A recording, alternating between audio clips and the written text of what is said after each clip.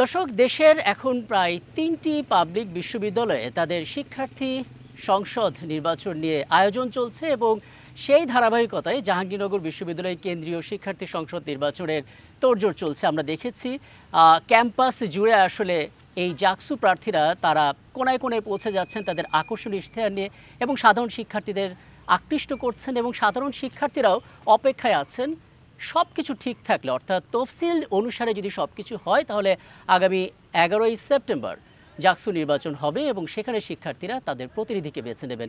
জাকসু নির্বাচনে নানামুখী ইশতেহার আমার হাতে এবং বিশ্বাস করুন দর্শক, প্রত্যেকটা ইশতেহার এতটা আকর্ষণীয় যে কোনো একটাও যদি বাস্তবায়িত হয় এই জাহাঙ্গীরনগর বিশ্ববিদ্যালয় এক অনন্য উচ্চতায় পৌঁছে যাবে এবং সেই প্রত্যাশা নিয়ে জাকসুর 4টি প্যানেলের ভিপিরা আমার সাথে আছেন। আমরা তাদের সঙ্গে কথা বলবো এবং এই আয়োজন নিয়ে আপনাদের সঙ্গে আছে আমি রাকিব হাসান। চলুন আমরা জাকসুর এই প্রার্থীদের সঙ্গে একে একে পরিচিত হয়ে নিই। আপনারা তাদেরকে চেনেন কারণ সাম্প্রতিক সময়ে তারা টানা কাভারেজে আছে, তারপরও আমরা ধাপে ধাপে একটু পরিচিত হয়ে নিই। আমার ডান পাশ থেকে শুরু করতে চাই। আমার ডান পাশে আছেন আরিফুল্লাহ, তিনি সমন্বিত শিক্ষার্থী জোট ইসলামী ছাত্র শিবির মনোনীত প্যানেল থেকে আছেন। এরপরে আছে স্বতন্ত্র অঙ্গীকার পরিষদ থেকে মাহফুজুল ইসলাম মেঘ এবং তিনি অবশ্যই ভিপি ক্যান্ডিডেট হিসেবে লড়ছেন। আমার বাম পাশে আছেন শেখ সাদি হাসান, তিনি ছাত্রদল মনোনীত প্যানেল থেকে ভিপি ক্যান্ডিডেট হিসেবে লড়ছেন। এবং এরপর আমরা দেখতে পাচ্ছি আরিফুজ্জামান উজ্জ্বল, তিনি শিক্ষার্থী ঐক্য ফোরাম অর্থাৎ বাংলাদেশ গণতান্ত্রিক ছাত্র সংসদ মনোনীত প্যানেল থেকে তিনি ভিপি ক্যান্ডিডেট হিসেবে লড়ছেন। এবং আমরা দেখেছি তার ইশতেহার দেওয়া শুরু করেছেন। ছাত্র দলের ইশতেহার আমরা পেয়েছি, ছাত্র শিবির অর্থাৎ সমন্বিত শিক্ষার্থী জোটের পক্ষ থেকেও আমরা ইশতেহার পেয়েছি এবং আমরা অপেক্ষায় আছি মাহফুজুল ইসলাম মেঘ তাদের যে ইশতেহার সেই ইশতেহার একটা ধারণা আমরা নেব এবং অবশ্যই আরিফুজ্জামান উজ্জ্বল তার কাছ থেকেও ধারণাটা নেব। তবে শুরুটা করতে চাই শেখ সাদি হাসান আপনাকে নিয়ে। এবং আমরা আসলে দেখতে পাচ্ছিলাম আপনারা আপনাদের জায়গা থেকে ইশতেহার দিয়েছেন, মোটামুটিভাবে আপনারা 8 দফা ইশতেহার ঘোষণা করেছেন এবং সেটা গেল শনিবারে 6 সেপ্টেম্বরে। এবং এই 8 দফা ইশতেহারে আমরা দেখলাম যে প্রায় সবকটি জায়গা আপনারা কাভার করেছেন। কিছু কিছু বিষয় হয়তো আপনারা ওই রকম বড় কোনো বার্তা দেননি, সেটা নিয়ে আমি একটু পরে আসবো। তার আগে আমি দুটো বিষয় একটু আপনার নজরে আনতে চাই। অনেকে এটা খুব প্রশংসা করছেন। এক হচ্ছে আপনারা 24 ঘন্টা হেল্পলাইনের একটা আয়োজন করেছেন, টেলিমেডিসিন সেবার কথা বলছেন এবং এখনকার সময় সবচাইতে মাথা ব্যথা হচ্ছে অপতথ্য, সাইবার বুলিং, সেটার জন্য আপনি স্পেশাল সেল গঠন করার কথা বলছেন। শুরুতে জানতে চাই হেল্পলাইনের মডেলটা আসলে কি হবে, কারা দায়িত্বে থাকবে, কি ধরনের হেল্প আমি সেখান থেকে পাবো, কি ধরনের সলিউশন সেখান থেকে আসবে? আচ্ছা, ধন্যবাদ আপনাকে এবং একই সাথে শুভেচ্ছা জানাই 71 টিভির দর্শক সকলকে, আরও শুভেচ্ছা জানাচ্ছি আমার সাথে আমার সহ আলোচক যারা আছেন সকলকে। আপনারা জানেন যে দীর্ঘদিন পর দীর্ঘ অচলায়তন ভেঙে জাহাঙ্গীরনগর বিশ্ববিদ্যালয়ে যে নতুন পদযাত্রা, গণতান্ত্রিক পদযাত্রা শুরু করেছে তারই অংশ হিসেবে জাহাঙ্গীরনগর বিশ্ববিদ্যালয়ে শিক্ষার্থী সংসদ নির্বাচন হবে আগামী 11 তারিখে। তো এই নির্বাচনকে সামনে রেখে জাতীয়তাবাদী ছাত্র দল মনোনীত যে প্যানেল ঘোষণা করা হয়েছে সেই প্যানেলের আমরা গত 6 তারিখে আমরা আমাদের ইশতেহার ঘোষণা করেছি। তো আপনি যদি জানতে চান যে এখানে আপনার প্রশ্নটা ছিল যে আসলে 24 ঘন্টা হেল্পলাইন এবং টেলিমেডিসিন সেবা এটা কেমন হবে, আপনারা জানেন হ্যাঁ সাইবার বুলিং সেলটা থাকবে। আপনারা জানেন যে এটা শিক্ষার্থী সংসদ নির্বাচন। যদি শিক্ষার্থী সংসদ নির্বাচনে শিক্ষার্থীদের ভোটের মাধ্যমে আমরা ভিপি বা আমাদের প্যানেল জয়যুক্ত হতে পারে তাহলে আমরা যা করব সেগুলোই আমরা আমাদের ইশতেহারে বলেছি। সেখানে আমাদের আছে যে আসলে আমরা একটা হেল্পলাইন করব যেখানে 24 ঘন্টায় সেবা পাওয়া যাবে, 7 দিনে 24 ঘন্টায়। এখন কথা হলো কি, এই 24 ঘন্টা যে হেল্পলাইন এটা কিন্তু ছাত্র সংসদ যে নির্বাচন হবে সেই নির্বাচনের প্রতিনিধিরা তারা চালাবে না, অবশ্যই এটা বিশ্ববিদ্যালয়ের প্রশাসন চালাবে। আচ্ছা, বিশ্ববিদ্যালয়ের প্রশাসন চালাবে, আমরা সেই ব্যবস্থা করব। যেহেতু আমরা শিক্ষার্থীদের কণ্ঠস্বর হিসেবে নির্বাচনে জয়যুক্ত হওয়ার পরে শিক্ষার্থীদের কণ্ঠস্বর হব এবং শিক্ষার্থীদের যে অসুবিধাগুলো তারা যাতে এই যেটা বলতেছে 24 ঘন্টা হেল্পলাইনের মাধ্যমে পেতে পারে, প্রশাসন সেই ব্যবস্থা করবে। তার আগে আমরা বলেছি যে আমাদের রেজিস্টার বিল্ডিং থেকে শুরু করে সমস্ত একাডেমিক কার্যক্রমগুলো আমাদের অটোমেশনের মাধ্যমে আনতে হবে। তার মানে আধুনিক তথ্য প্রযুক্তিতে যদি আমরা ইনক্লুড করতে না পারি তাহলে অবশ্যই কিন্তু আমাদের ওই হেল্পলাইন সেবাটা কার্যকর হবে। কেন বলছি জানেন, কারণ আপনাদের 4 জনই এই যে গুরুত্বপূর্ণ প্যানেলগুলোতে আছেন প্রতিনিধি হিসেবে, আপনারা ফেসবুকে খুব সরব এবং ফেসবুকে আপনাদের নিয়ে অনেক ধরনের প্রচার চালানো হচ্ছে যে আপনারা মানে আপনাদের যারা আসলে সমর্থক তারাই প্রচারগুলো করছে, অর্থাৎ আপনাদের কাজগুলোকে তারা এগিয়ে নিচ্ছে। এবং সেখানে অনেকে জানতে চাইছেন যে এই হেল্পলাইনটা আসলে কেমন হবে, মানে কোন একটা নাম্বার থাকবে, আমি বিপদে পড়লাম, আমাদের ক্যাম্পাসে কোনো মেয়ে বিপদে পড়লো, আমি হেল্পলাইনে কল করলাম, সাথে সাথে অবশ্যই অবশ্যই অবশ্যই আমরা দেখেছি যে জাতীয় পর্যায়ে যেরকম হেল্পলাইন সেবা আছে ট্রিপল লাইনের মতো সেই রকম একটা হেল্পলাইন সেবা থাকবে, যেখান থেকে আমরা সমস্ত ধরনের সেবা পেতে পারি। আমাদের দরকার হচ্ছে ধরেন মেডিকেলের আমরা একটা অ্যাম্বুলেন্স দরকার হচ্ছে, আমরা ফোন দিলাম যে অ্যাম্বুলেন্স, এখনও কিন্তু আমরা ফোন দেই মেডিকেলে, কিন্তু দেখা যাচ্ছে যে আমাদের 2-3টা যে ভাঙ্গাচুরা অ্যাম্বুলেন্স আছে তাদেরকে আমরা 1 ঘন্টা পরেও রিচ করতে পারতেছি। মনে হয় যে আপনাদের যদি 1 বছর জাকসুর মেয়াদ থাকে এবং সবার তো প্রত্যাশা করছে এখন থেকে 33 বছর পর যখন শুরু হলো এখন নিয়মিত জাকসু নির্বাচন হবে, 1 বছরের মধ্যে সম্ভব? হ্যাঁ, এটা আমরা কিন্তু এটাও বলেছি যে দেখেন আমরা কিছু কিছু কাজ আছে, যেমন আমাদের যানবাহন ব্যবস্থা, যেটা আমার খুবই এখন সংকট জাহাঙ্গীরনগর বিশ্ববিদ্যালয়, এটা আমরা কিন্তু 7 দিন থেকে 15 দিনে আমরা এই সমস্যার সমাধান করতে পারি। কিন্তু কিছু সমস্যা আছে, আমরা বলেছি যে আমাদের মেডিকেলটাকে বা মেডিকেল সেন্টারটাকে একটা 10 শয্যা বা 20 শয্যা মেডিকেল সেন্টারে যাতে রূপান্তর করা যায় সেই বিষয়ে চেষ্টা, কিন্তু কথা হলো এটা কিন্তু 1 বছরে সম্ভব না। সবাই জানে যে 1 বছর, কিন্তু আমরা একটা সাস্টেনেবল পরিকল্পনা নিতে পারি যেটা টেকসই, সেটাকে আমরা তার ভিত্তিটা স্থাপন করতে পারি। যে আমাদের এই জাকসুর মাধ্যমে আমরা চেষ্টা করব আমরা অবশ্যই যে এর একটা ভিত্তি তৈরি হোক এবং যে ভিত্তির উপরে পরবর্তীতে শিক্ষার্থী সংসদ হবে, তারা এই বাকি কাজটা এগিয়ে নিয়ে যাবে এবং ক্যাম্পাসের যারা শিক্ষার্থী অনাগত দিনে আসবে তারা যাতে আমরা যে সমস্যাগুলো যে সংকটগুলো মোকাবেলা করতেছি এখন পর্যন্ত সেই সংকটগুলো যাতে না থাকে, যার জন্য এই ক্যাম্পাসের উপযোগী যত সমস্যা আছে আমরা সমস্যাগুলোকে আইডেন্টিফাই করেছি, সেই সমস্যা সমাধানের একটি রোড ম্যাপই আপনি বলতে পারেন যে আমাদের ইস্তেহার। সাইবার বুলিং সেল সম্বন্ধে আমাকে বলেন তো, একটা নিপীড়ন যে সেল গঠন করা হচ্ছে, আপনি জানেন যে আমাদের যৌন নিপীড়ন বিরোধী একটা সেল কিন্তু আছে, কিন্তু আদতে কিন্তু এটা কিন্তু খুবই অকার্যকর বললেই চলে। যে আমরা বলেছি যে এটাকে যাতে আরও কার্যকর করা যায়। আর সাইবার বুলিং সেল সম্পর্কে আপনি দেখবেন কিছু আইডি, কিছু পেজ আছে যেগুলো আমরাকে বট আইডি বলতেছি, যে এই আইডিগুলো কি হচ্ছে অনাবর্ত একজনের, সেটা ব্যক্তি বিশেষে হোক প্রতিষ্ঠান বিশেষে হোক, তাকে সাইবার বুলিংয়ের মাধ্যমে তার চরিত্র হননের চেষ্টা করা হচ্ছে। প্রথমেই কোনো কিছু কাজ নাই তো ভালো কাজ নাই তো খই ভাস একটা কথা আছে, তো কাজ নাই তো এখন যায় কারো একটা চরিত্র হনন করা হোক, সেটা আমার বোন। আসলে জানেন সাদিক, মানে আপনি এটা প্রথমত আপনাকে সাধুবাদ যে আপনি এরকম জিনিস আপনারা ভেবেছেন, কিন্তু দেখুন এই সাইবার বুলিং কার বিরুদ্ধে সবচেয়ে বেশি হচ্ছে আমরা দেখতে পাচ্ছি, স্বয়ং খোদ আমাদের প্রধান উপদেষ্টাকে নিয়ে একের পর এক রুমার ছড়াচ্ছে।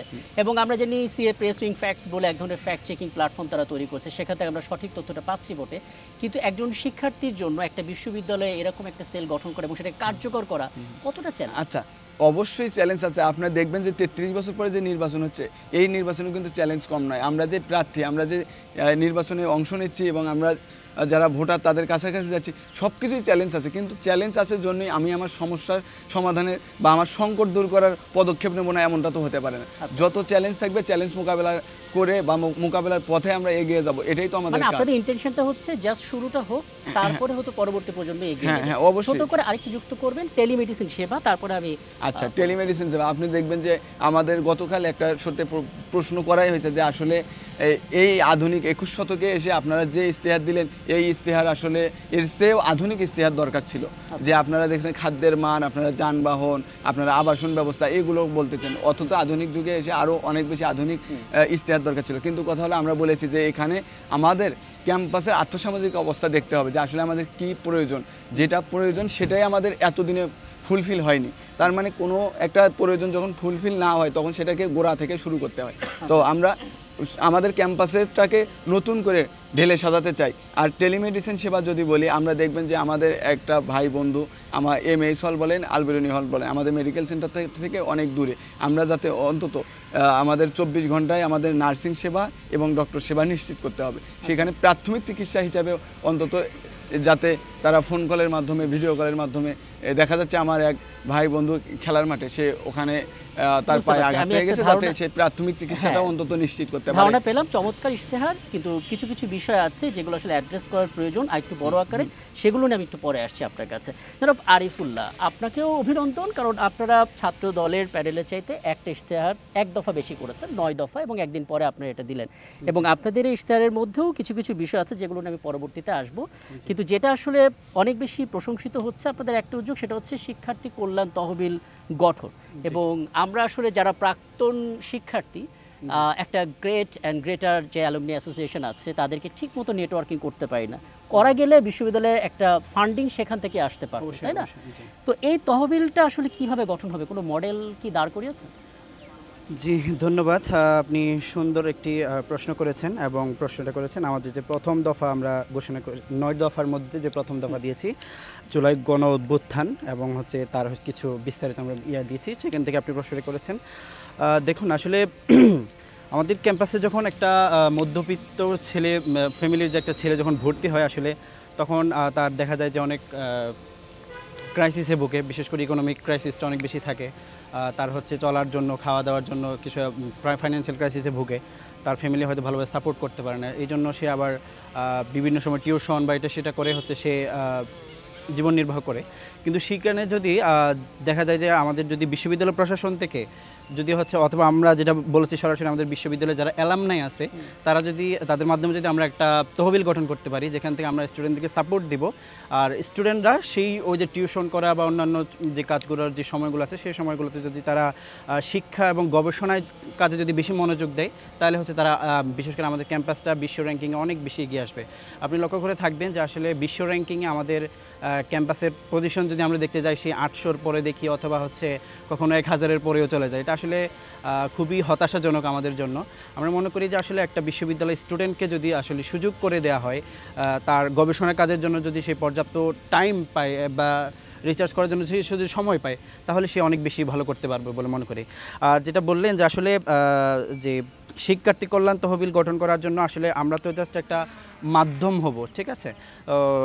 তো বিভিন্ন এখন যে ফান্ড কালেক্ট করার যে মাধ্যমগুলো আছে, হতে পারে ব্যাঙ্ক অ্যাকাউন্ট বা মোবাইল যে অ্যাপসগুলো আছে সেগুলোর মাধ্যমে ফান্ড কালেক্ট করে, এবং এটার একটা অবশ্যই আমরা রিপোর্ট প্রতি মাসে রিপোর্ট সাবমিট করব, এবং কার কাছ থেকে আসতেছে এবং কার কাছে যাচ্ছে এটা অবশ্যই আমরা একটা প্রতি মাসে ট্রান্সপারেন্সির মধ্যে হ্যাঁ, থাকবে। অবশ্যই, আচ্ছা, অবশ্যই। আমি যেহেতু মানে সবগুলো শুনতে চাই, ছোট ছোট করে একটু জানতে চাই, সেটা হচ্ছে ডাইনিং এ অন্তত 50% ভর্তুকি আদায় করে আপনি সুলভে এবং মানসম্মত খাবার সরবরাহের কথা ম্যান্ডেট করেছেন। এই 50% আসবে কি করে? ভর্তুকিটা আসলে কোথা থেকে আসবে? অবশ্যই বিশ্ববিদ্যালয় প্রশাসন দিবে।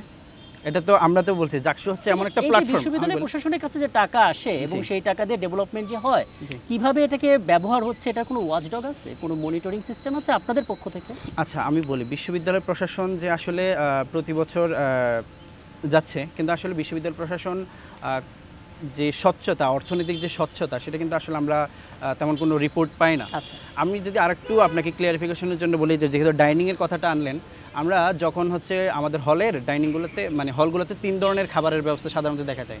একটা হচ্ছে ক্যান্টিন সিস্টেম, যে যার মতো দোকানের মতো দোকান থেকে যেভাবে খাবার কিনে এভাবে খায়। আরেকটা হচ্ছে ডাইনিং সিস্টেম, যেটা হচ্ছে বিশ্ববিদ্যালয় প্রশাসন অ্যারেঞ্জ করে দেন হচ্ছে আমরা খাই। কিন্তু ওইটা আরেকটা আছে হচ্ছে মেস সিস্টেম।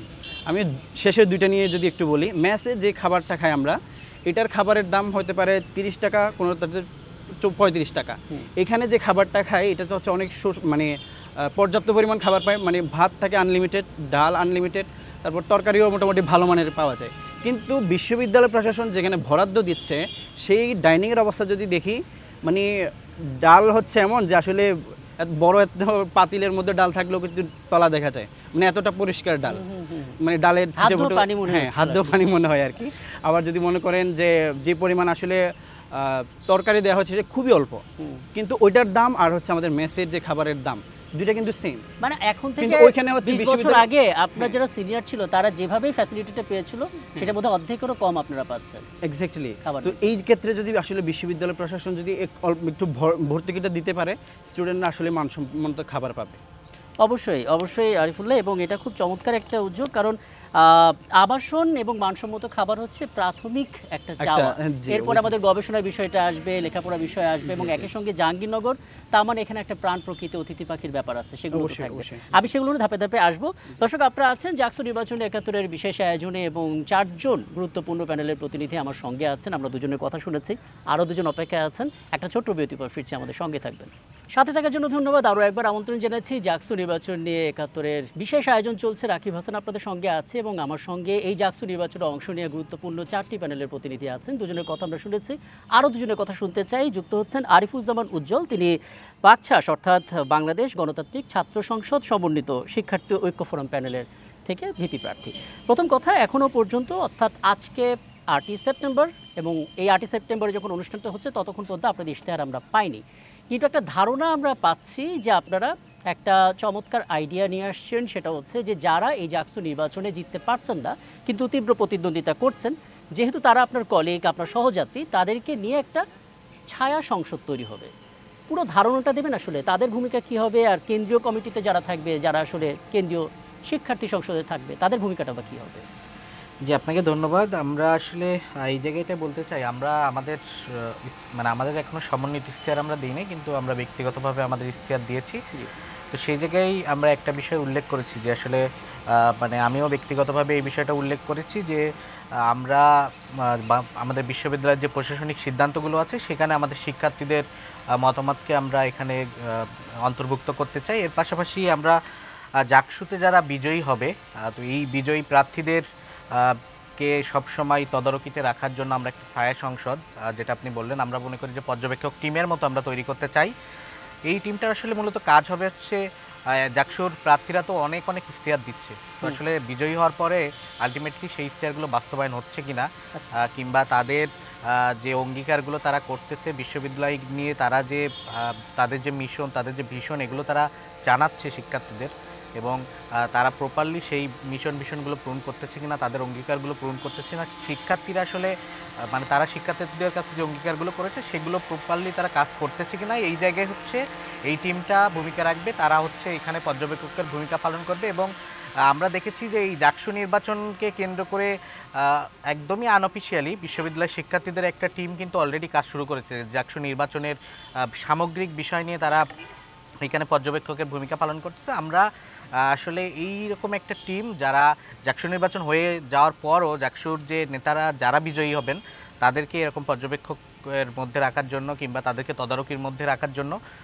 একটা টিম হবে। এবং আমরা মনে করি যে এরকম যদি একটা তদারকিতে থাকে তাহলে আলটিমেটলি বিশ্ববিদ্যালয়ের শিক্ষার্থীদের কাছে যে প্রতিশ্রুতিগুলো জাকসুর নেতারা দিয়েছিল সেই প্রতিশ্রুতিগুলো বাস্তবায়ন হবে, আবার জাকসুর সামগ্রিক কার্যক্রমে কিন্তু একটা স্বচ্ছতা তৈরি হবে। তো এই জায়গা থেকে আমরা মনে করেছি যে একটা ছায়া সংসদ হইলে আলটিমেটলি বিশ্ববিদ্যালয়ের শিক্ষার্থীরাই উপকৃত হবে, এবং জাকসু যে দীর্ঘদিনের একটা অচলায়তন ভেঙে জাকসু নির্বাচন হচ্ছে, জাকসুটা একদম প্রপারলি ফ্যাংশন করবে, এবং আমরা মনে করি যে এর মাধ্যমে বিশ্ববিদ্যালয়ের সামগ্রিক উন্নতি হবে। চমৎকার। আপনাদের চারজনের মধ্যে একটা বড় মিল হচ্ছে যে আপনারা সবাই জুলাই আন্দোলনে মাঠে ছিলেন, একটা রিফর্ম বাংলাদেশের স্বপ্ন দেখেছেন, এবং আপনাদের চারজনই চান যে আসলে বিশ্ববিদ্যালয়টা একটু উপরে উঠুক, একটা অনন্য উচ্চতায় পৌঁছাক, এবং এই চারজনই চান যে জাকসু নির্বাচনটা যেন নিয়মিত হোক, তাই তো? আমি একটু মাহফুজুল ইসলাম মেঘ আপনার কাছে আসি। আমি এখানে আসার আগে আপনাদের ফেসবুক পেজ কল করছিলাম, এবং রীতিমতো একটা উৎসব আমি দেখতে পাচ্ছি এখানে। প্রত্যেকে নিজেদের ব্যালটটাকে সামনে রাখছেন। আপনাদের মধ্যে প্রচুর কবি, সাহিত্যিক, সাংস্কৃতিক মনে অনেকে আছেন, হয়তো সেই কারণে একটু সৃজনশীল পদ্ধতি আপনারা বেছে নিয়েছেন। আমি এখন পর্যন্ত আসলে পুরোপুরি ধারণা পাইনি, একটু ধারণা দেবেন আর কি, যে স্বতন্ত্র অঙ্গীকার পরিষদ তারা আসলে কী ধরনের এক্সক্লুসিভ আইডিয়া নিয়ে আসছে তাদের ইশতেহারের মধ্যে? আচ্ছা, আজকে যেহেতু ইশতেহার নিয়ে কথা বলতে এসেছি, ইশতেহার নিয়ে কথা বলবো, কিন্তু তার আগে আমি আসলে আমাদের প্যানেলের যারা আছেন বা আমরা যারা মানুষ, একই সম্ভাবনা মানুষ, তাদের আসলে ইন্টেনশনটা একটু ক্লিয়ার করতে চাই। সেটা হচ্ছে, আমাদের কাছে মনে হয় যে আসলে নির্বাচনের আগে ইশতেহার দেওয়াটা অনেকটা হচ্ছে মূলা ঝোলানোর মতো। এক্স্যাক্টলি। হ্যাঁ, তবে আমরা যেটা গুরুত্ব দিয়েছি যে আমি যে ইশতেহারই করি না কেন, কিছু জাকসুর তো কিছু বেসিক কাজ আছে, তাই না? জাকসুর তো একেবারেই মানে ওয়ার্কলেস কোনো জিনিস না, বেসিক কিছু কাজ আছে, তার সাথেও অনেকে অনেক কিছু যোগ করছেন, সেই জিনিসটাকে সুন্দর করছেন। তো ওই কাজগুলো করার দক্ষতা বা তার কি ওই জায়গাতে এক্সপিরিয়েন্স আছে কিনা, কারণ আমরা যদি জাকসুর দিকে লক্ষ্য করি যে প্রথম 3টা পদ এবং লাস্টের 6টা পদ, এই 9টা পদ বাদ দিলে বাকি প্রায় হচ্ছে যতগুলো পদ থাকে সবগুলোই হচ্ছে একেবারে বিশেষায়িত পদ, বিশেষ সাবজেক্টের জন্য বিশেষায়িত পদ দেওয়া রয়েছে। তো যখন হচ্ছে ওই জায়গায় কেউ যাবেন, প্রথমত তার যেটি প্রয়োজন সেটি হচ্ছে ওই কাজে তার অভিজ্ঞতা। সেই অভিজ্ঞতাটা যদি তার না থাকে, তার ওই মূলাটা যত সুন্দরই হোক না কেন, যত বড়ই হোক না কেন, আদতে কোনো লাভ নেই। তো সেই জায়গাতে আমরা যখন প্যানেল করেছি, আমরা প্রথম এই জিনিসটা আসলে গুরুত্ব দিয়েছি যে আসলে যাকে যেখানে দাঁড় করানো হচ্ছে বা যিনি যেহেতু আমরা স্বতন্ত্র ছিলাম এবং মনোনয়ন নেওয়া হয়ে গেছে, তো ওখান থেকে আসলে যারা অ্যাভেলেবেল ছিল তারা তত ওই জায়গাগুলোতে যোগ্য কিনা সেটা দেখে আসলে আমাদের প্যানেলটা ঘোষণা হয়েছে। আচ্ছা, মানে এখানে কয়েকজন শিক্ষার্থীর কথা আমি শুনছিলাম, তারা বলছিলেন যে আমরা কত দফা, 10 দফা 20 দফা, আমরা দফা শুনতে চাই না, যা পারবেন তাই বলেন। এক্স্যাক্টলি। আপনারা সেই পথে হাঁটছেন? আমরা হ্যাঁ, সেই পথে হাঁটছি বলতে কি আমরা হচ্ছে ওই জিনিসটা গুরুত্ব দিয়েছি যে হচ্ছে কাজ করার জন্য মিনিমাম যোগ্যতাটা বা যথেষ্ট পরিমাণ যোগ্যতাটা আছে কিনা, এবং সর্বোচ্চ আমাদের চোখে যাকে মনে হচ্ছে যে না সে সর্বোচ্চ যোগ্যতম, তাকে আমরা আমাদের প্যানেলে মনোনয়ন দিয়েছি, আমাদের চোখে তাদেরকে আমরা অপশন হিসেবে রেজ করছি। এখন শিক্ষার্থীরা আসলে চুজ করবেন যে তারা তাদের চোখে যোগ্যতম কিনা। এখন আসি যদি হচ্ছে ইশতেহারের প্রসঙ্গে, মানে আমরা আসলে কিভাবে দেখছি, আপনি আমরা আসলে আমাদের যে হচ্ছে পোস্টারগুলো রয়েছে সেখানে একটা কিউআর কোড রয়েছে, সেটা স্ক্যান করলে আসলে আমাদের একটা মানে লিঙ্কে চলে যায়, একটা ইয়েতে চলে যায়, সেটা হচ্ছে যে আমাদের অঙ্গীকারনামাটা আসলে। তো সেটাকে আমরা নাম দিয়েছি ন্যায্যতার অঙ্গীকারনামা। মূলত আমরা হচ্ছে ন্যায্যতাটাকে ফোকাস করছি। এখন প্রশ্ন আসতে পারে আসলে ন্যায্যতাটা কি? আমরা আমাদের ভাষায় বলতে চাই ন্যায্যতা হচ্ছে তাই যখন হচ্ছে ন্যায় এবং সাম্যতা মিলেমিশে, যখন যেই জিনিসটা আপনার পাওয়ার কথা ছিল সেটা যখন আপনি পাবেন তখনই সেটা হবে ন্যায্যতা। যতক্ষণ আপনি পাবেন না ততক্ষণ আপনি ন্যায্যতা আপনার প্রতি প্রয়োগ হচ্ছে না। সো ওইভাবে আমরা হচ্ছে মূলত আমাদের ক্যাম্পাসটাকে আমরা 4টা স্তম্ভে দাঁড় করেছি। এই 4টা স্তম্ভে আসলে ন্যায্যতা থাকতে পারে। এক হচ্ছে প্রক্রিয়াগত ন্যায্যতা। প্রক্রিয়াগত ন্যায্যতার মধ্যে কীরকম থাকতে পারে, যে পরীক্ষার সিস্টেম কেমন হচ্ছে, হ্যাঁ, বা হচ্ছে আমাদের হচ্ছে পরীক্ষার যে শিক্ষক নিয়োগ প্রক্রিয়া, মানে যত ধরনের প্রক্রিয়া আছে সেটা শুধুমাত্র শিক্ষক নিয়োগ প্রক্রিয়া না। যেরকম হচ্ছে আমাদের ক্যাম্পাসে আমরা এরকমও শুনেছি যে হচ্ছে মানে দুর্নীতি কোন জায়গায় পৌঁছেছে আসলে, যে মসজিদের ইমাম তিনি 12 না 13 লাখ টাকা দিয়ে আমি বলি ভর্তি হয়েছেন আর কি, হ্যাঁ, মসজিদে ভর্তি হয়েছেন। তো এই যে সিস্টেম অ্যান্ড প্রক্রিয়ার ব্যাপারগুলো এইখানে কাজ হবে, এটা হচ্ছে এক ধরনের ন্যায্যতা। 2 নাম্বারটা হচ্ছে বন্টনগত ন্যায্যতা। আসলে আমরা দেখতে পারি কি যে হচ্ছে গিয়ে বিশ্ববিদ্যালয়ে যেন হচ্ছে শিক্ষকরা হচ্ছে সর্বোচ্চ মানে একেবারে ব্রাহ্মণ লেভেলের মানুষ, আর আমরা হচ্ছে অচ্যুত, বা আমরা মাঝে মাঝে থাকতে পারি, আমাদের থেকে অচ্যুত হচ্ছে একবার 4র্থ শ্রেণীর কর্মকর্তা, তাকে অচ্যুত হিসেবে কাউন্ট করা হয়। তো এই যে হচ্ছে তাদের প্রতি যে তাদের ক্ষেত্রে যে অধিকারগুলো রয়েছে, তাদের যে সুযোগ সুবিধাগুলো রয়েছে, সেটার ক্ষেত্রে তাদের ন্যায্যতা হচ্ছে কিনা, সেই বন্টনটা সঠিকভাবে হচ্ছে কিনা, এইটা 2 নাম্বার। তারপর হচ্ছে আচরণগত ন্যায্যতা। এই যে ব্রাহ্মণ, ক্ষত্রিয়, অচ্যুত, এই যে ক্লাস ডিভিশন যে আমরা করে ফেলেছি, এইটার মূল কারণটা হচ্ছে আমাদের নিজস্ব আচরণ। একজন শিক্ষক, এমন অনেক ক্যাম্পাসে শিক্ষক আছেন যারা হচ্ছে তার ছাত্রছাত্রীকে আসলে মানুষ হিসেবে কাউন্টই করেন না। আমি এমনও শুনতে পেরেছি যে এরা সবাই গরু ছাগল। এটা আমরা অনেকেই শুনি, প্রত্যেক ডিপার্টমেন্টেই এরকম টিচার রয়েছেন কয়েকজন। তো এই যে তার আচরণ, এখন তিনি আসলে তার স্টুডেন্টদের কি শেখাবেন?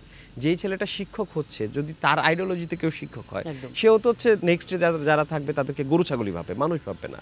তো এইখানে হচ্ছে একটা ন্যায্যতার ব্যাপার আসে। আর এটা হচ্ছে স্বীকৃতিমূলক ন্যায্যতা। আসলে আমরা যে হচ্ছে এইখানে যারা আছি, আমরা তো সবাই একই এথনিসিটি থেকে আসিনি, একই ধর্মের মানুষ না, একই রঙের মানুষ না, একই ধরনের মানুষ না, হ্যাঁ। তো প্রত্যেককে যে স্বীকৃতি দেওয়ার ব্যাপারটা, যে হয়তোবা এরকম হয় যে হচ্ছে যেরকম হচ্ছে এথনিসিটির ব্যাপারটা যদি আসি, দেখবেন যে হচ্ছে মানে শুনতে খুব খারাপ শোনায় যে যদি কেউ হচ্ছে মানে নৃগোষ্ঠী থেকে আসেন, সবাইকে আমরা হচ্ছে মানে একেবারে দেধারসে চাকমা বলে ডাকি। This is very bad. মানে তার তো একটা আলাদা এথনিসিটি আছে ভাই, তার একটা আলাদা সংস্কৃতি আছে। এই যে কালচারটা, আমাদের কালচারটা গ্রো করছে, এই ধরনের যে ন্যায্যতাটা আছে সেটা হচ্ছে স্বীকৃতিগত ন্যায্যতা। বুঝতে পারছি। আমি আপনার অনুমতি নিয়ে থামাই, মানে আমি একটা ধারণা পেয়ে গেছি, এবং আমরা বুঝতে পারছি যে আসলে আপনারা 4 জনই বেশ ভালো হোমওয়ার্ক করেছেন, দেখেছেন 33 বছর ধরে আসলে নির্বাচন না হওয়ার কারণে বিশ্ববিদ্যালয়ে কোথায় কোন জং মরিচাগুলো ধরে গেছে সেগুলো ধরে ধরে আপনারা কাজ করছেন। অনেক ধন্যবাদ। আমি একটা বিরতিতে যাই, ফিরে এসে যে অংশগুলো নিয়ে আলাপ করা প্রয়োজন, ছোট ছোট অংশ যেগুলো মিসিং হয়ে গেছে বা কম এসেছে, সেগুলো নিয়ে কথা বলবো। দর্শক, আপনারা আছেন জাকসু নির্বাচন নিয়ে 71 বিশেষ আয়োজন। ছোট্ট একটা বিরতির পর ফিরছি, আমাদের সঙ্গে থাকবেন।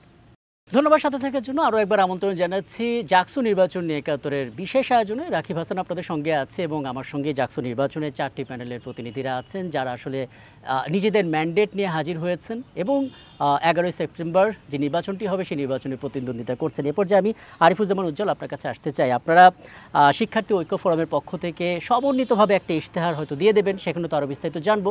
কিন্তু তার আগে আমরা আসলে জাহাঙ্গীরনগর বিশ্ববিদ্যালয়ে পা রাখলে যেটা সবার আগে দেখি সেটা হচ্ছে সবুজ, হ্যাঁ। এবং যারা আসলে এখানকার প্রাক্তন শিক্ষার্থী, তারা আসলে ক্যাম্পাসকে ভুলতে পারেন না কেবল এই এনভায়রনমেন্টের জন্য। আমরা এখানে প্রজাপতি উৎসব দেখি, পাখি উৎসব দেখি, অভয়ারণ্য, মানে সবাই চাই এইটা টিকে থাকুক। আমি শিওর শিক্ষার্থী হিসেবে আপনারা 4 জনই সেটা চান। আপনাদের প্ল্যানটা একটু শেয়ার করবেন, আসলে কীভাবে করবেন? জি, আপনাকে ধন্যবাদ। আপনি নিশ্চয় জানেন যে জাহাঙ্গীরনগর বিশ্ববিদ্যালয়ে একটা 1445 কোটি টাকার একটা মেগা প্রকল্প চলমান এখন পর্যন্ত, যে প্রকল্পটা আসলে কোনো ধরনের মাস্টার প্ল্যান ছাড়াই আর কি প্রণয়ন হচ্ছে। সেই জায়গা থেকে আমরা দেখেছি যে ক্যাম্পাসের যত্রতত্র কিন্তু ভবন নির্মাণের জন্য গাছ কেটে ফেলা হয়েছে কোনো ধরনের পরিকল্পনা ছাড়াই। তো এই জায়গায় আমাদের প্ল্যানটা হচ্ছে যে আর যদিও দীর্ঘদিন ধরে মাস্টার প্ল্যান প্রণয়নের একটা দাবিতে বিশ্ববিদ্যালয় আন্দোলন চলতেছে, সেই জায়গা থেকে আমরা দেখেছি যে বিশ্ববিদ্যালয়ে প্রশাসন সর্বশেষ যেটা করেছে যে মাস্টার প্ল্যান প্রণয়নের জন্য একটা টেন্ডার আহ্বান করেছে এবং টেন্ডারটা জমা হওয়ার পরে টেন্ডার ওপেনও হয়েছে। এই প্রক্রিয়ার মধ্যে এখন পর্যন্ত আছে, কিন্তু আসলে মাস্টার প্ল্যান বাস্তবায়নের দিকে এখন পর্যন্ত প্রশাসন যায় নাই। সেই জায়গা থেকে আমরা চেষ্টা করব যে প্রশাসনের সাথে সমন্বয় করে এই মাস্টার প্ল্যানটা বাস্তবায়ন করা এবং এর পরবর্তীতে যে কাজগুলোই হবে জাহাঙ্গীরনগরে সেগুলো যাতে মাস্টার প্ল্যানের মধ্য দিয়েই হয়। এর পাশাপাশি আমাদের বেশ কিছু পরিকল্পনা রয়েছে। আসলে মাস্টার প্ল্যান মানে আমরা সবসময় ধরে রাখি ইটস অল অ্যাবাউট একটা মেগা প্রজেক্ট। হ্যাঁ, আমরা কি ছোট ছোট কোনো প্ল্যান করেছি যে short term, mid term, long term এরকম? হ্যাঁ, আমরা কিছু প্ল্যান করেছি যে আসলে আমাদের বিশ্ববিদ্যালয়ের যে লেকগুলো রয়েছে, আমাদের বিশ্ববিদ্যালয়ের কিন্তু এই যে প্রাকৃতিক সৌন্দর্য এর মধ্যে লেকগুলো কিন্তু অনেক গুরুত্বপূর্ণ ছিল। আমরা দেখেছি যে কিছু কিছু লেক যেগুলো শুধুমাত্র সংস্কারের অভাবে হচ্ছে এখন ভরাট হয়ে যাচ্ছে, সেখানে পানি থাকতেছে না। আবার আমাদের বিশ্ববিদ্যালয়ে একটা ঐতিহ্য রয়েছে, একটা নাম রয়েছে যে অতিথি পাখির ক্যাম্পাস। আমরা দেখেছি যে বেশ রিসেন্ট কিছু বছর অতিথি পাখি কিন্তু অনেক কম আসতেছে আগের তুলনায়। সেই জায়গা থেকে আমরা হচ্ছে এক জায়গায় আশঙ্কা করছি যে একটা সময় গিয়ে মনে হয় এই ক্যাম্পাসে আর অতিথি পাখি আসবে না। এটা শুধুমাত্র এই যে মাস্টার প্ল্যান ছাড়া যত্রতত্র ভবন নির্মাণ এবং কিছু কিছু জায়গায় আমরা দেখেছি যে মানে পাখিদের যে ফ্লাইং জোনটা সেটাও কিন্তু কিছু কিছু ক্ষেত্রে নষ্ট হয়েছে, যে 10তলা ভবন নির্মাণের ক্ষেত্রে। এই জায়গা থেকে আমাদের সবসময় বিশ্ববিদ্যালয় প্রশাসনের কাছে দাবি ছিল যে ভবনগুলো 10তলা না করে যদি আরেকটু নিচে করা যায়। সেই জায়গা থেকে আমরা সর্বশেষ আমাদের একটা প্রশাসনিক ভবন করার কথা ছিল 10তলা, সেটা 6তলার দিকে যাচ্ছে। এর পাশাপাশি আমাদের ক্যাম্পাসের আরও কিছু ছোট ছোট বিষয় আমাদের পরিকল্পনায় রয়েছে। আমাদের বিশ্ববিদ্যালয়ে পরে আলাপ করব যদি সময় থাকে। একটা বিষয় একটু শুনে তারপর আমি অন্যদিকে মুভ করবো। সেটি হচ্ছে যে জাহাঙ্গীরনগর বিশ্ববিদ্যালয়ে একটা অনাকাঙ্ক্ষিত ঘটনা ঘটেছিল, যদি আমি ভুল না করে থাকি। সেটা হচ্ছে যে ইঞ্জিন চালিত রিক্সা নিয়ে একটা অ্যাক্সিডেন্ট হয়েছিল, আমরা যেটাকে ফান করে টেসলা বলে থাকি। সো এই সমস্ত বিষয়গুলো বন্ধ করার জন্য বা আরেকটু কেয়ারফুলি হ্যান্ডেল করার জন্য কোনো প্ল্যান বা কোনো সাজেশন? আমরা প্ল্যান এর আগেও বিশ্ববিদ্যালয় প্রশাসনকে দিয়েছি, কিন্তু আসলে প্রশাসন ওইভাবে বাস্তবায়ন করেনি। আমরা চাই যে জাকসুর মাধ্যমে সেটা বাস্তবায়ন হোক। আমরা চাই যে আমাদের বিশ্ববিদ্যালয়ের যে সড়কগুলো রয়েছে সেখানে হচ্ছে ফুটপাথ নির্মাণের জন্য যে বিশ্ববিদ্যালয় প্রশাসনই নির্মাণ করবে, আমরা প্রশাসনকে এই উদ্যোগে সহযোগিতা করব। কেননা যদি বিশ্ববিদ্যালয়ের রাস্তাগুলোতে ফুটপাথটা নির্মাণ হয়ে যায় তাহলে কিন্তু আসলে এই যে আমি যেটা বলি দুর্ঘটনাগুলো ঘটতেছে, এর আগেও বেশ কিছু দুর্ঘটনা ঘটেছে, বাইক অ্যাক্সিডেন্ট হয়েছে। তো এই জায়গাগুলো আমরা মনে করি যে অনেক কমে আসবে। এবং ইতিমধ্যে আমাদের এই যে মেগা প্রকল্প চলমান, এই মেগা প্রকল্পের আওতায় একটা বরাদ্দ রয়েছে যে আমাদের বিশ্ববিদ্যালয়ের সড়কগুলো ফুটপাথ সহ আরও 24 ফুট প্রশস্ত করে নির্মাণ করার। আমরা বিশ্ববিদ্যালয় প্রশাসনকে একাধিকবার দাবি জানিয়েছিলাম যে দ্রুত সময়ের মধ্যে যাতে এই রাস্তার কাজটা বাস্তবায়ন করা হয়, কিন্তু প্রশাসন এখন পর্যন্ত করে না। আমরা আশা করি যে এটা বাস্তবায়ন হয়ে যাবে এবং এটা যদি বাস্তবায়ন হয়ে যায়, মানে যখন আপনারা এই আবেদনটা করেছিলেন তখন তো আর জাকসু নির্বাচনে আপনারা ছিলেন না, এখন আপনারা এসছেন এবং সেই আশাবাদ নিশ্চয়ই থাকবে, সেই শুভকামনাও থাকবে। আমি একটু মাহফুজুল ইসলাম মেঘ আপনার কাছে আসতে চাই। সিনেটে শিক্ষার্থীদের হয়তো দু একজন প্রতিনিধি থাকলেও সিন্ডিকেটে আমরা তেমন একটা দেখি না। হ্যাঁ, আমরা এই দুই জায়গাটাতেই আপনাদেরকে চাই শিক্ষার্থীদের পক্ষ থেকে কেউ একজন যেন সেখানে থাকে, ওই বার্তাটা যেন আমরা বাইরে জানতে পারি যে আসলে কোন কোন ডিসিশনগুলো হচ্ছে। যেহেতু আপনারা খুব এক্সক্লুসিভ একটা রাস্তা দিয়ে হাঁটছেন, একেবারে শিক্ষার্থীদের যেই দাবিটা, যেই চর্চাটা, যেটা আপনার ন্যায্যতার কথা বলছেন, সেটা আসলে কিভাবে প্ল্যান করছেন যে বিশ্ববিদ্যালয় কোর কমিটির মধ্যে আপনাদের প্রতিনিধি থাকবে? প্রথমত হচ্ছে যে আমরা ওই যেই 4টা স্তম্ভের উপরে দাঁড়িয়ে ন্যায্যতার কথা বলছি, যে এই 4টা বিষয় ন্যায্যতা লাগবে, সেটার ভিত্তিতে আমরা কিছু অঙ্গীকার নিয়েছি। তার মধ্যে একটা অঙ্গীকার হচ্ছে অংশগ্রহণমূলক শাসন নিশ্চিত করা। তো অংশগ্রহণমূলক শাসন বলতে হচ্ছে যেসব জায়গা থেকে আসলে এই শাসনের যেই পলিসিটা সেটা রেডি হয় বা সেটা তৈরি হয়, সেসব জায়গায় অংশগ্রহণ বলতে কি বোঝাচ্ছি, সকল স্টেক হোল্ডার। তো ওইখানে এতদিন স্টুডেন্টরা অ্যাবসেন্ট ছিল, তা আমরা চাচ্ছি সকল জায়গাতে সবগুলো পয়েন্টেই যেন স্টুডেন্টদের একটা স্টেক হোল্ডার পজিশন থাকে। তো এইখানে আসলে আপনি আমাকে সহজ করে দিয়েছেন যে সিনেটে আসলে 33% ছিল না, এবং আমরা দেখি সিন্ডিকেট আসলে কখনোই ছিল না। মূলত সিন্ডিকেট এই জায়গাটাতে আসলে যেহেতু রেগুলার সিন্ডিকেট হয়, বছরে একবার সিনেট হয়, সিনেটে তো বাজেটটা আসে, সিন্ডিকেট হচ্ছে সেটা অ্যাপ্লাই করতে হবে বা ডিসিশনগুলো আসে। তো আমরা আমাদের একটা স্ট্রং পয়েন্ট হচ্ছে যে আমরা সিনেটে শুধু নয়, সিনেটে তো অলরেডি 5 জন থাকে, যেহেতু এখন বেড়েছে, আমাদের একটা আছে, বক্তব্য আছে যে এখানে এই সংখ্যাটাও বাড়ানো। এটা একটা বিষয়। আরেকটা হচ্ছে সিন্ডিকেটে অবশ্যই শিক্ষার্থী প্রতিনিধিকে অন্তর্ভুক্ত করতে হবে। আদারওয়াইজ আসলে ডিসিশনগুলো একমুখী হয়ে যাবে, যে বাজেট হলো কিন্তু আলটিমেটলি ওই আমাদের সংগ্রামই করতে হচ্ছে, বা হচ্ছে গিয়ে বারবার প্রশাসনকে বসতে বলা হচ্ছে। যেটা উজ্জ্বল বললো যে আমরা কিন্তু আসলে এই যে রাঁচির ঘটনাটা ঘটার পর আমরা কিন্তু বহুবার বলেছি যে হচ্ছে গিয়ে এই যে এখন কার্ড দেখবেন যে কালে ভদ্রে একটা দুইটা কার্ড দেখা যায়, অথচ এই কথা আমরা প্রায় মানে এই ঘটনা ঘটার পর থেকে বলছি যে এরকম কার্ডের সিস্টেম করা হোক, আগে থেকে বলা হয়েছে আসলে। অ্যান্ড আলটিমেটলি সিন্ডিকেটে যদি হচ্ছে এই সিদ্ধান্ত চলে আসতো যে হচ্ছে আগামী 1 মাসের মধ্যে 200টা কার্ড হচ্ছে জাহাঙ্গীরনগর ঘুরবে, 5 মিনিট পর পর ঘুরবে, বা হচ্ছে একটা নির্দিষ্ট রোড থাকবে, এখানে 2 মিনিট পর পর কার্ড পাওয়া যাবে, তাহলে কিন্তু এই সমস্যাটা অনেক আগেই সলভ হয়ে যেত। সলভ হচ্ছে না কেন? মূল কারণ হচ্ছে আমার শিক্ষকরা আমার রাস্তায় হাঁটেন না। আচ্ছা, মূল কারণ হচ্ছে আমার শিক্ষকরা তার হচ্ছে একটা হলে গিয়ে খোঁজ খবর নেন না, হ্যাঁ, বা শহীদ মিনার থেকে শালবনী হলে যায় না, সে জানে না যে হচ্ছে কতক্ষণ পর পর কার্ড দরকার আছে বা হচ্ছে এই হয়। তো এগুলো যেহেতু স্টুডেন্টরা ফেস করছে, আমার কাছে মনে হয় যে এই অংশগ্রহণমূলক যে শাসন ব্যবস্থা, এখানে স্টুডেন্টদের অংশগ্রহণটা আসলে খুবই জরুরি, এবং এইটাই আমাদের একটা ওয়ান অফ দ্য অঙ্গীকারের মধ্যে পড়ে। অবশ্যই। এবং আমরা দেখেছি যে কিছু কিছু শিক্ষক আছেন যারা সত্যি সত্যি শিক্ষার্থীদের ফিল করেন, যে কোনো দেখা যায় কোনো দাবি দাবা নিয়ে যখন আপনারা রাস্তায় নামেন, এই জুলাই তো এরকম হয়েছে যে শিক্ষার্থীরা মানে শিক্ষকরা আপনাদেরকে সমর্থন দিয়েছেন। এখন ব্যাপারটা হচ্ছে যে আপনাদের পক্ষ থেকে শিক্ষকদের কাছে বার্তাটা তুলে ধরে এই সমস্যাগুলো আমাদের হচ্ছে, আর শিক্ষকরা যেন মানে একটু গাঠনিক উপায়ে যে জাকসুর মাধ্যমে যদি জানতে পারে যে এই প্রবলেমগুলো হচ্ছে, তারাও মুভ করতে পারে। তো যাই হোক, আমি একটু আপনার কাছে আসি। শেখ সাদি হাসান, আপনি আপনাদের যে ইশতেহারগুলো দিয়েছেন, এখনও বলছি এটা চমৎকার ইশতেহার, 8টা যে দফা, সে দফায় সব কিছু কভার করেছেন। কিন্তু যেই বিষয়গুলো একেবারে কম এসেছে সেটা হচ্ছে একাডেমি এবং ইন্ডাস্ট্রির মধ্যে কোলাবোরেশন। আমি পাশ করে ঠিক বেরোবো, ধরেন 4th ইয়ার বা মাস্টার্সে আছি, কিন্তু আমি চাই দেশের একটা বড় শিল্প প্রতিষ্ঠান আমাদের এই ব্যাচটাকে নিয়ে একটা নলেজ শেয়ারিং করুক বা আমাদের মেধাটাকে যাচাই করুক, আমি এখান থেকে যেন কাজের একটা সুযোগ পাই, অ্যাপায়ার্ড সার্টিফিকেট দিয়ে আমি চাকরিটা যেন করতে পারি। এরকম কোনো প্ল্যান রেখেছেন আপনারা?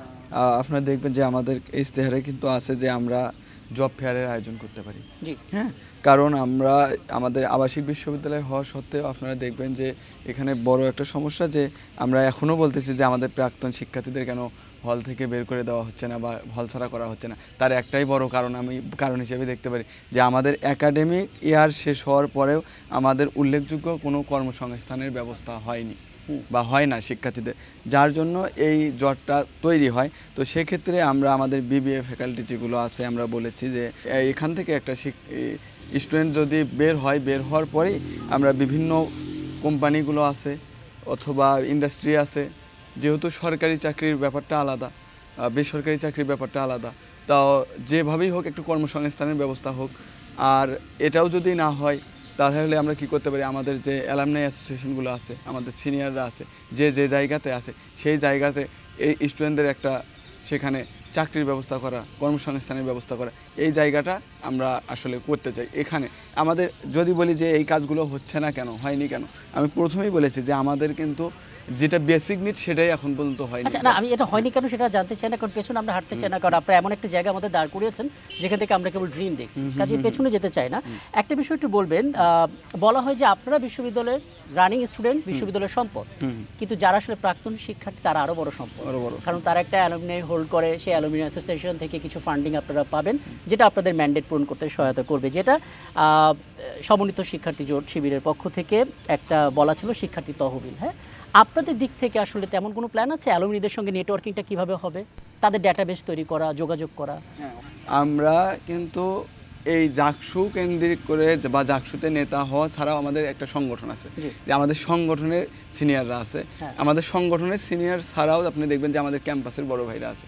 আমরা আমাদের সংগঠন এবং সংগঠনের বাইরে আমাদের ক্যাম্পাসের যারা প্রাক্তন আছে তাদের মাধ্যমে একটা নেটওয়ার্ক তৈরি করব, এবং এই নেটওয়ার্কে আমরা দেখি যে এখনও হয়, এই কাজটা হয় যে আমাদের সিনিয়ররা আমাদের জুনিয়রদেরকে অনেক বেশি হেল্প করে, সেটা চাকরির বাজার থেকে শুরু করে ব্যক্তিগত যে কোনো সমস্যায়।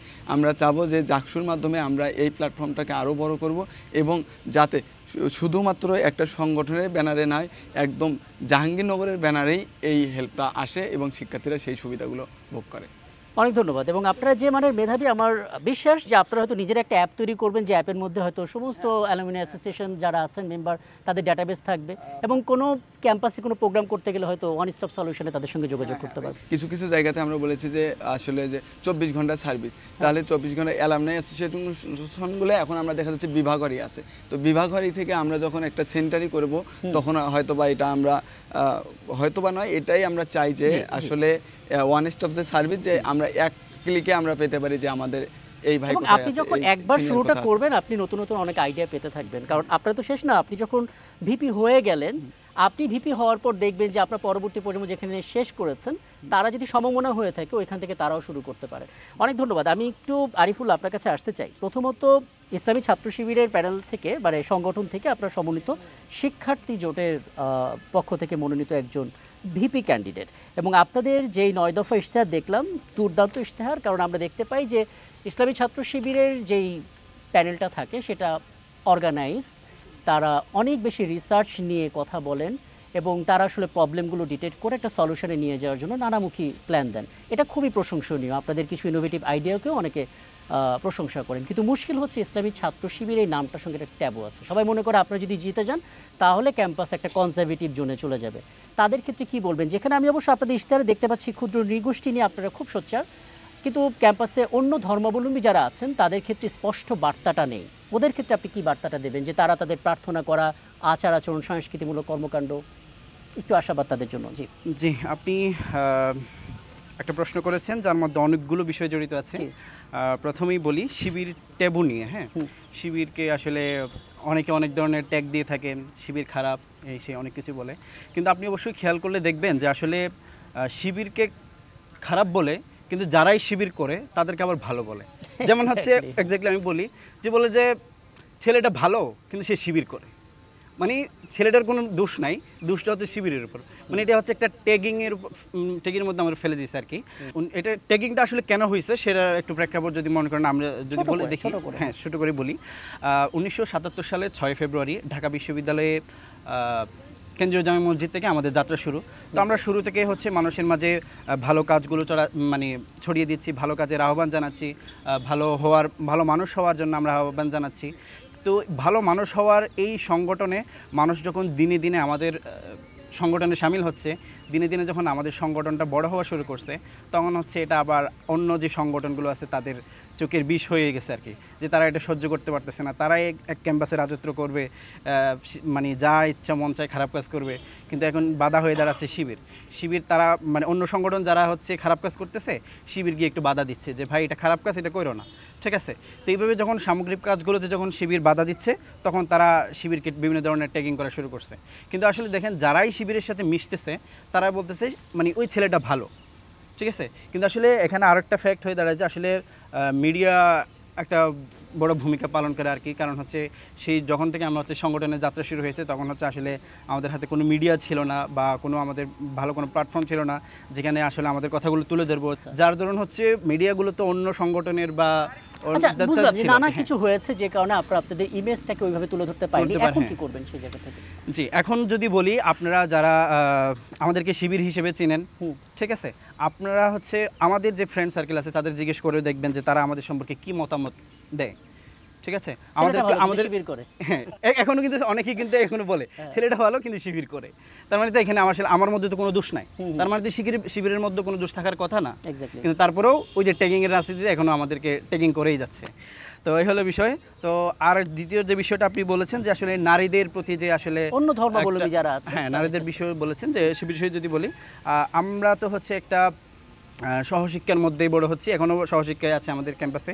তো আমাদের যে নারী শিক্ষার্থী যারা ফ্রেন্ডরা আছে তাদের জিজ্ঞেস করবেন যে আসলে আমরা কেমন। আচ্ছা, ঠিক আছে, আমাদের যদি জিজ্ঞেস করেন তারা ভালো বলবে যে আসলে আমাদের চরিত্র সম্পর্কে তারাই ভালো সার্টিফাইড করবে আর কি। তার পাশাপাশি আমরা আসলে অনেক সামাজিক সংগঠনেও কাজ করেছি, যেখানে ছেলে মেয়ে উভয়ই ছিল। তো ওইখানেও যারা নারী শিক্ষার্থীরা আছে তাদেরকেও জিজ্ঞেস করলে আমাদের সম্পর্কে জানতে পারবেন যে আমরা তাদের প্রতি কোনো বিদ্বেষপূর্ণ আচরণ করছি কিনা, কোনো খারাপ কখনো আচরণ করছে কিনা এটা তাদের কাছ থেকে জেনে নিতে পারবেন। তার পাশাপাশি আমরা যে বিভিন্ন সময় আমাদের যে কিছু ওপেন প্রোগ্রামের আয়োজন করে এগুলোতেও হচ্ছে অনেক সময় নারীদের পার্টিসিপেশন থাকে, তো সেগুলোতেও আসলে নারীরা কখনো এসে লাঞ্ছিত হয়েছে কিনা বা হেয় প্রতিপন্ন হয়েছে কিনা এটা একটু জেনে নিতে পারবেন। এক ধরো এই নারীদের নিয়ে কোনো অভিযোগ শিবিরের পক্ষ থেকে এসছে এটা আমি শুনিনি, এবং এটা নিয়ে আমি আপনার কাছে জানতেও চাই না, কারণ আপনাদের যে প্রার্থী সেই প্রার্থীদের মধ্যে অনেক নারী প্রার্থীও আছে। হ্যাঁ, আমি শুধু জানতে চাচ্ছি যে অন্য ধর্মাবলম্বী যারা আছে তারা যেন ফিল করতে পারে ক্যাম্পাসটা তাদেরও, এই আস্থাটা আসলে কিভাবে দিচ্ছেন? জি, আমরা হচ্ছে জাকসু হচ্ছে এমন একটা প্ল্যাটফর্ম যেটা আসলে শিক্ষার্থীদের অধিকার নিয়ে কথা বলবে। জি। সেজন্য আমরা মনে করি যে আসলে আমাদের এই প্ল্যাটফর্মে যারাই কাজ করবে তাদের আসলে অন্য ধর্মাবলম্বী আছে, বিভিন্ন নৃগোষ্ঠী আছে বা আরও অন্যান্য যারাই আছে আর কি, সবার জন্য আসলে কাজ করার জন্য, তাদের অধিকার নিয়ে কথা বলার জন্য আসলে আমাদের একটি সদিচ্ছার দরকার। আচ্ছা। আমাদের যদি সদ ইচ্ছা থাকে যে আমি মানুষের জন্য কাজ করব, আমাদের ক্যাম্পাসের যত স্টুডেন্ট আছে তাদের কল্যাণের জন্য কাজ করব, এটা আসলে জাস্ট সদিচ্ছার প্রয়োজন আছে। আর ইতিমধ্যে আমরা আমাদের ক্যাম্পাসের যে স্টুডেন্টরা আছে তারা আমাদের বিভিন্ন কার্যক্রমগুলো পরিলক্ষিত করেছে। আমরা আমাদের ক্যাম্পাসে অনেকগুলো আয়োজন করছি, তার ছোট্ট দুই একটা যদি বলি, আমরা ক্যাম্পাসে বড় করে হেলথ ক্যাম্পের আয়োজন করেছি। এখানে হচ্ছে বিভিন্ন ধর্মাবলম্বী থেকে শুরু করে সবাই আমাদের ক্যাম্পাস থেকে আমাদের হেলথ ক্যাম্পে এসেছিল। তার পাশাপাশি আমরা হচ্ছে আমাদের গণ ইফতারের আয়োজন করেছি, জুলাই আহত যোদ্ধাদের নিয়ে আয়োজন করেছি। তারপরে হচ্ছে আমরা মেধাবী শিক্ষার্থীদের হচ্ছে শিক্ষাবৃত্তির আওতায় নিয়ে এসেছি। এখানে হচ্ছে অন্যান্য ধর্মাবলম্বী যারা ছিল তারাও আমাদের এই ইয়াতে পার্টিসিপেট করছে আর কি। তো এগুলোতে দেখতে পাবেন যে আসলে আমরা কখনো কারো ধর্ম নিয়ে করি নাই, বিভেদ করি নাই, কারণ আমাদের যে গুরুত্বপূর্ণ এই কয়েকটা প্রোগ্রাম ভালো পার্টিসিপেশন ছিল। যারা রেগুলার শিক্ষার্থী আছেন, ক্ষুদ্র নৃগোষ্ঠী যারা আছেন এবং এই রেগুলার শিক্ষার্থীর মধ্যে অন্য ধর্মাবলম্বী যারা আছেন, সবাইকে আসলে সমান চোখে ভ্যালুটা দিচ্ছেন তাদের অধিকার নিয়ে। অনেক ধন্যবাদ। আমি একটু মেঘ আপনার কাছে আসতে চাই। অনেকে আসলে এটা আমাকে জিজ্ঞেস করেন যে অ্যাক্সিডেন্টলি আমার রেজাল্টটা খারাপ হয়ে গেছে।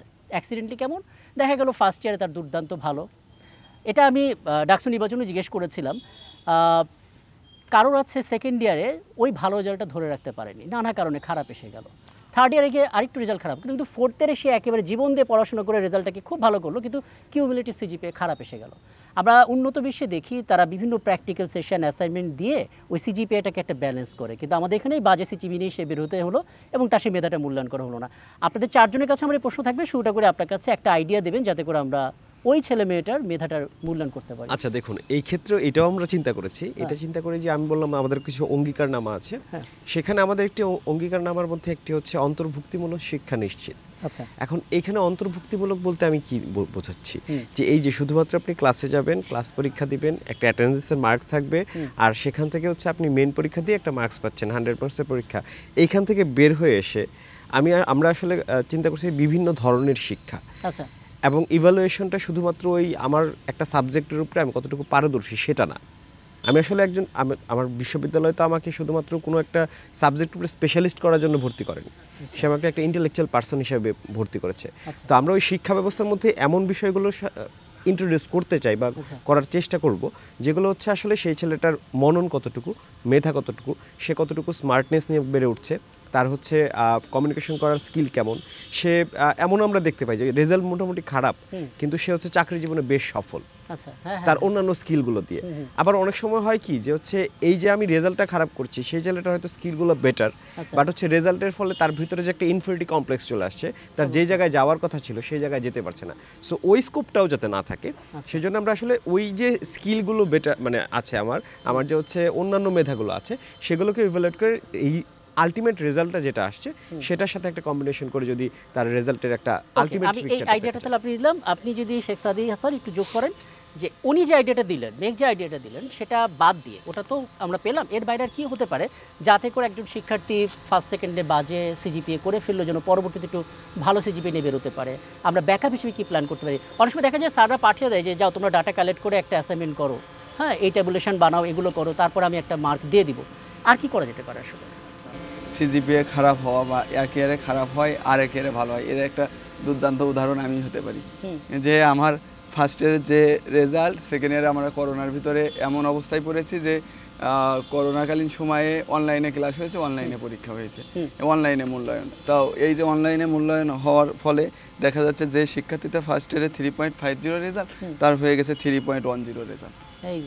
এই যে একটা গ্যাপ, বা অনেক সময় দেখা গেছে যে আসলে অনলাইনে ক্লাস হয়েছে, যে শিক্ষার্থীটা আসলে ক্যাম্পাসে ছিল তার রেজাল্ট ভালো হয়ে গেছে, যে গ্রামে ছিল তার ওয়াইফাই সমস্যা, নেট সমস্যা, ফোন সমস্যা এখন প্ল্যান কি হতে পারে? আপনাদের কোনো সাজেশন আছে সংক্ষেপে হ্যাঁ, একটু বলবেন? আমরা মনে হয় যে এর বিকল্প একটা অবশ্যই যে কোর্সটাতে খারাপ হয়েছে এর অল্টারনেটিভ একটা আমরা বলি যে যদি বলি সেটাকে যে একটা অ্যাসাইনমেন্ট দেওয়া যে আসলে বা অল্টারনেটিভ হিসাবে তার একটা অ্যাসাইনমেন্ট দেওয়া বা তার ওই কোর্সটাতে যাতে ভালো করতে পারে সেই হিসাবে ধরেন শুধু অ্যাসাইনমেন্ট দিয়েই হবে না আমার মনে হয় যে ওই কোর্সটার সাথে সমান্তরাল অন্য কোনো একটা কোর্স যেটা তার জন্য সহনশীল এইরকম একটা কোর্স থাকতে পারে যে সেই কোর্সটা সে করবে।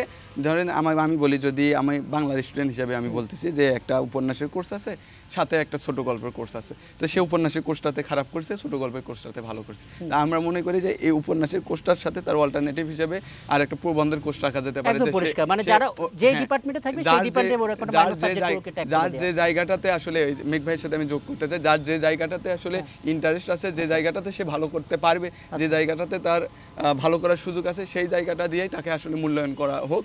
যে জায়গাটা আসলে সে দুর্বল অথবা যে জায়গাটাতে তার আগ্রহের জায়গা কম, ওই জায়গাটা তার উপরে চাপিয়ে দিয়ে তার একাডেমিক রেজাল্টটা খারাপ না করে বা তার স্কিলটাকে নষ্ট না করাই উচিত। একদম। আরিফুজ্জামান উজ্জ্বল, আপনাদের ক্ষেত্রে যেটা দেখতে পাচ্ছি যে আপনারা সকালবেলায় বের হচ্ছেন এবং কখন আসলে হলে ফিরবেন সেটা আপনি নিজেরও জানেন না, আবার হলে ফেরার পর হয়তো একটা ফোন কলে আবার বেরোতে হতে পারে, কারণ এখন সাধারণ শিক্ষার্থীরা আপনারা ভিপি হন বা না হন আপনাদেরকে আশ্রয় চাবে, ফোন দিয়ে বলবে যে হ্যাঁ উজ্জ্বল ভাইয়ের সাথে আবার পরিচয় আছে, সে হয়তো কোনো ব্যবস্থা করে দিতে পারবে। তো এই করতে গিয়ে আপনাদের রেজাল্ট তো খারাপ হবে, অ্যাটেন্ডেন্স বলুন বা একাডেমিক, ওইটা পুষিয়ে নেবেন কি করে? মানে এটা শুধু আপনার জন্য না, আপনার মতো যারা আসলে অন্যের সাপোর্টে কাজ করতে গিয়ে নিজের ক্যারিয়ারটাকে ঝুঁকির মধ্যে ফেলছেন। আপনাকে ধন্যবাদ। ইতিমধ্যে আমাদের বাংলাদেশ গণতান্ত্রিক ছাত্র সংসদের ব্যানারে আমরা একটা আন্দোলন জাহাঙ্গীরনগরে চলমান দেখছি। এটা হচ্ছে একাডেমিক সংস্কার নামেই আমরা চালাচ্ছি। এখানে আমাদের যে বিতর্কিত শিক্ষক নিয়োগ নীতিমালা ছিল সেটা নিয়েও আমরা আলাপ করেছিলাম, তো সেটা ইতিমধ্যে পরিবর্তন হচ্ছে, একটা নতুন নীতিমালা এসেছে, এটা একটা সফলতা আমরা পেয়েছি। এর পাশাপাশি আমাদের এই যে একাডেমিক সংস্কারের মধ্যে একটা গুরুত্বপূর্ণ পয়েন্ট ছিল যেটা হচ্ছে প্রত্যেকটা বিভাগে মানোন্নয়ন পরীক্ষা চালু করা। আমরা দেখেছি যে কিছু কিছু বিভাগে মানোন্নয়ন পরীক্ষার ব্যবস্থা রয়েছে আমাদের বিশ্ববিদ্যালয়ে, যেমন বিবিএ ফ্যাকাল্টির কথা যদি বলি, কিন্তু আবার কিছু কিছু ফ্যাকাল্টিতে যেমন arts faculty, social science faculty, এই জায়গাগুলোতে আবার দেখা যায় কিছু কিছু বিভাগে হচ্ছে মানোন্নয়ন পরীক্ষার ব্যবস্থা নাই। তো সেই জায়গা থেকে আমরা বলেছি যে যে কোনো একজন শিক্ষার্থীর, এখানে আবার আরেকটা বিষয় আছে, বিজনেস ফ্যাকাল্টিতে আবার নতুন একটা নিয়ম হয়েছে যে সে যদি তার টোটাল সিজিপিএ 3-র উপরে যায় তাহলে আর মানোন্নয়ন পরীক্ষা দিতে পারবে না। তো এই জায়গায় আমরা বলেছি যে একজন শিক্ষার্থী সে সবগুলোতে ভালো করতেছে, যে 2টা সাবজেক্টের জন্য যদি তার সিজিপিএটা খারাপ হয় তো এটার জন্য তো তার একটা সুযোগ থাকা উচিত। সেই জায়গায় আমরা বলেছি যে মানোন্নয়ন পরীক্ষাটা চালু রাখার ব্যবস্থা করতে হবে এবং সে তার পরবর্তী ব্যাচ এবং মানে ইমিডিয়েট পরবর্তী ব্যাচ এবং তার পরবর্তী ব্যাচ, এই 2 ব্যাচের সাথে সে পরীক্ষাটা দেওয়ার সুযোগটা পায়।